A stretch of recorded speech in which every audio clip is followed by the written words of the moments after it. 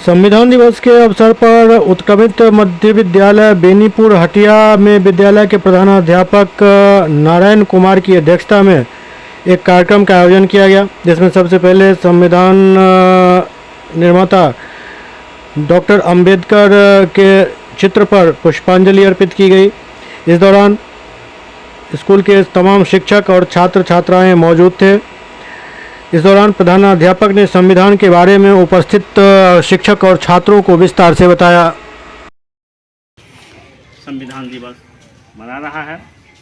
संविधान दिवस की आप सभी को बहुत बहुत बधाई है और शुभकामना।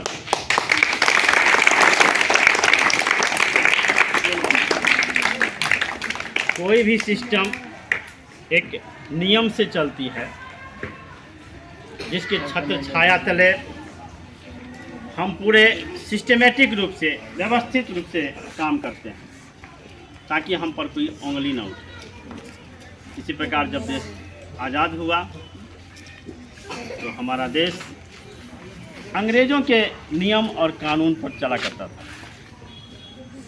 जब हम आज़ाद हुए 1947 में 15 अगस्त को, तब हमें भी महसूस हुआ कि मेरा भी एक संविधान होनी चाहिए, एक नियम होनी चाहिए, एक कानून मेरा भी होना चाहिए, जिससे हम सभी उसके तले ढंग से अपने देश को चला सकें।